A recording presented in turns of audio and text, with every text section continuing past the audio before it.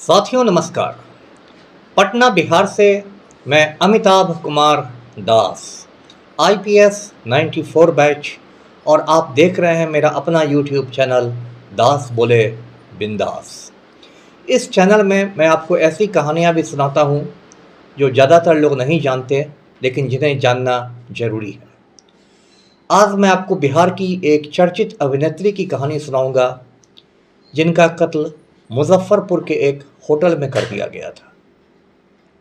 उस अभिनेत्री का नाम था नूर फातिमा, और इस पूरी कहानी को आप आखिर तक दिल थाम कर सुनिए। साथियों, आपको गांधी फिल्म याद होगी। सन 80 के दशक में ये फिल्म रिलीज हुई थी और इसे ब्रिटिश निर्माता सर रिचर्ड एटनबरो ने बनाया था। गांधी फिल्म में गांधी की भूमिका बेन किंग्सले ने की थी। गांधी फिल्म ने पूरी दुनिया में धूम मचाई थी और इसने कई ऑस्कर पुरस्कार जीते थे। इस फिल्म का एक बहुत मार्मिक दृश्य है। उस दृश्य में एक महिला है, बहुत गरीब महिला, जो नदी किनारे नहा रही है, और वो इतनी गरीब है कि उसके तन पर ज़्यादा कपड़े नहीं हैं, और नदी के दूसरी ओर गांधी जी बैठे हुए हैं। वो महिला गांधी जी को देखकर अपना तन ढकने की कोशिश करती है। गांधी जी इतने द्रवित हो जाते हैं कि वे अपनी चादर लेकर उस महिला की ओर पानी में बहा देते हैं। तो ये दृश्य बहुत छोटा था, लेकिन इसने दर्शकों पर बहुत अपनी छाप छोड़ी। ये जो महिला थी वो और कोई नहीं, बिहार की चर्चित अभिनेत्री नूर फातिमा थी। गांधी फिल्म के एक छोटे से दृश्य में ही उसने लोगों का दिल जीत लिया। नूर फातिमा का जन्म सन 1958 में हुआ था। उनके पिता का नाम था चौधरी सईद अख्तर। वे एक रईस आदमी थे। उन्होंने कई बार निकाह किए, कई बार तलाक दिए, जो रईसों की फितरत होती है। उनकी पत्नी का नाम था मीरा फातिमा, और मीरा फातिमा ने नूर फातिमा को जन्म दिया, और नूर फातिमा की पैदाइश के कुछ वक्त बाद ही वो चल बसी। नूर फातिमा के जो अब्बा जान थे चौधरी सईद अख्तर, उन्हें नूर फातिमा से कोई ख़ास लगाव था नहीं, और नूर फातिमा जब बिल्कुल गोद की बच्ची थी तो उसे कटिहार के एक शख्स को पालने के लिए दे दिया गया, जिनका नाम था नईम उल हक। नईम उल हक के घर में ही नूर फातिमा बड़ी होने लगी। नईम उल हक के परिवार वाले उससे काफ़ी प्यार करते थे। सन 1973 में 1973 में नूर फातिमा ने मैट्रिक की परीक्षा पास की, और फिर उसका दाखिला इंटर में पटना के अरविंद कॉलेज में हो गया। नूर फातिमा को बचपन से ही अभिनय में रुचि थी। वो थिएटर वगैरह किया करती थी, नाटकों में हिस्सा लेती थी। अभिनय में उसकी रुचि को देखते हुए उसके परिवार वालों ने उसे बॉम्बे फिल्म इंस्टीट्यूट में दाखिला लेने के लिए बॉम्बे भेज दिया।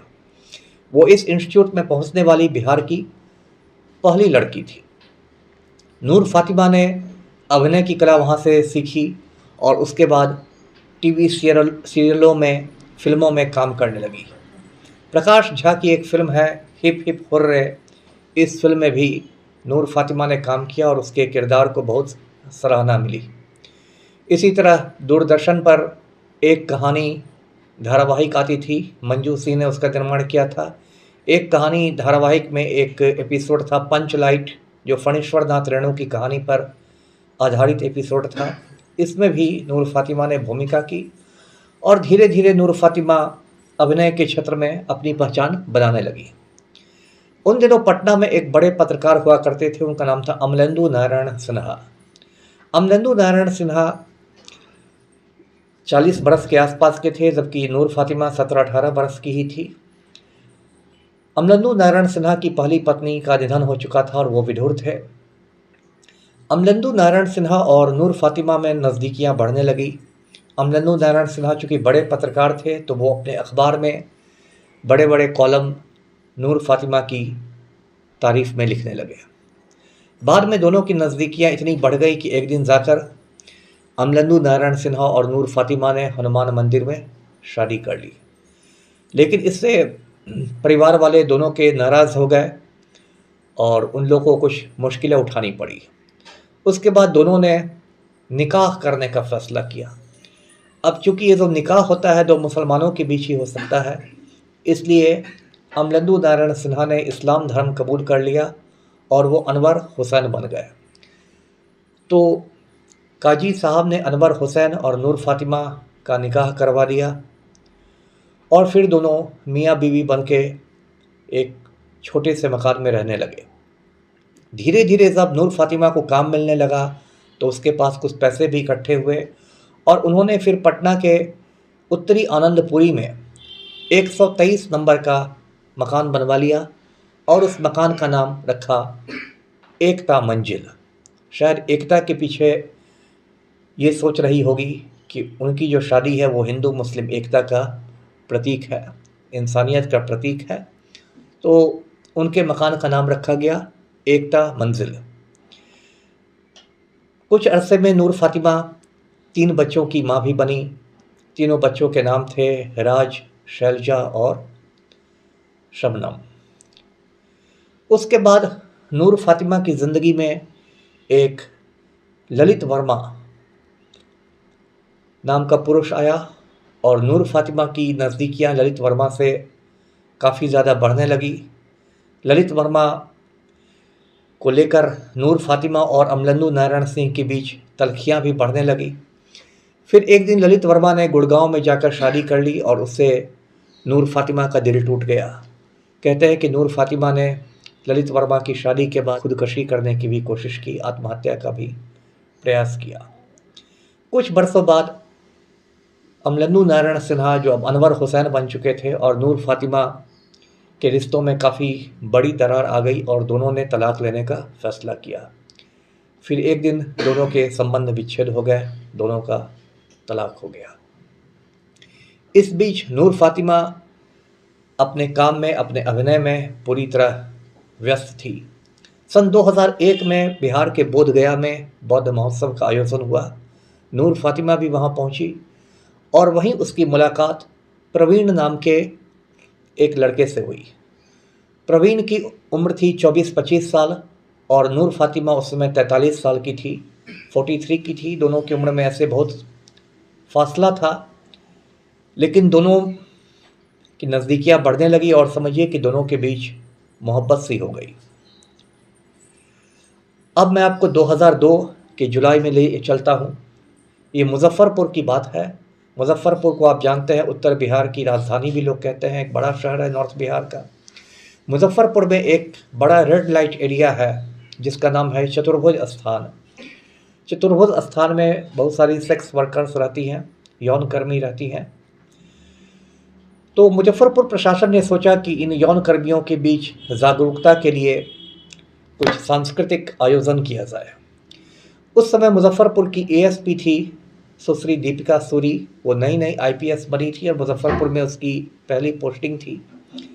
दीपिका सूरी और नूर फातिमा के बीच परिचय हुआ तो दीपिका सूरी ने नूर फातिमा से गुजारिश की कि वो चतुर्भुज स्थान में आकर कुछ सांस्कृतिक कार्यक्रम रखें, कल्चरल प्रोग्राम, जिसके द्वारा वहाँ जो सेक्स वर्कर्स हैं उनमें कुछ जागृति पैदा हो, और नूर फातिमा राजी हो गई। तो नूर फातिमा मुजफ्फरपुर के सरैयागंज में होटल पंचवटी में टिकने आई। तीसरी मंजिल पर रूम नंबर 105 है, 105, उसमें नूर फातिमा ने कमरा बुक कराया और नूर फातिमा के साथ जो मैंने बताया कि उनका सहयोगी जो संभवतः उनका आशिक भी था, प्रवीण, वो भी ठहरा। अगले रोज़ जब नूर फातिमा के सहयोगी उनको जगाने के लिए सुबह सुबह गए तो बहुत देर दरवाजे पर दस्तक देने पर भी दरवाज़ा नहीं खुला। तो उन लोगों ने घबराकर पुलिस को सूचना दी।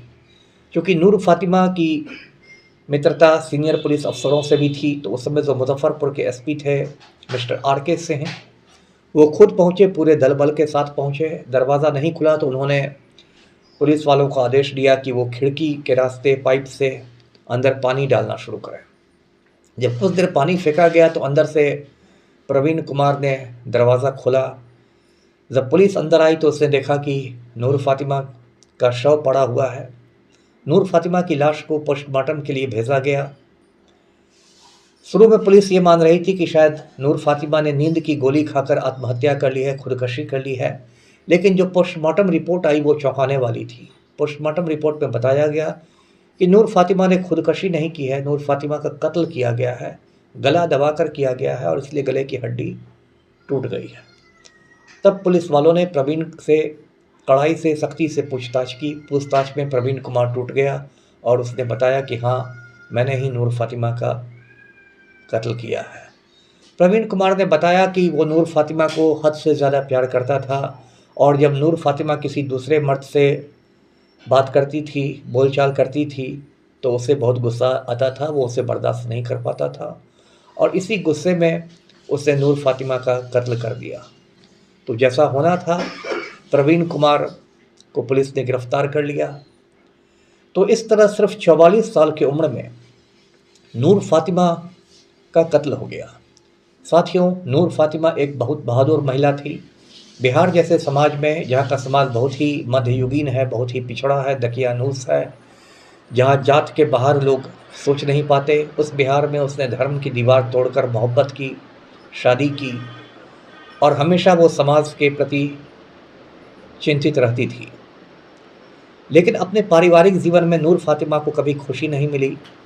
कभी उसे पिता से धोखा मिला, कभी पति से धोखा मिला, कभी प्रेमी से धोखा मिला और एक बहुत कम उम्र में एक बहुत प्रतिभाशाली शख्सियत की ज़िंदगी का दुखद अंत हो गया। तो साथियों, आज के वीडियो में यही कहानी थी। वीडियो को लाइक करें, शेयर करें और चैनल को सब्सक्राइब करें। धन्यवाद। जय हिंद।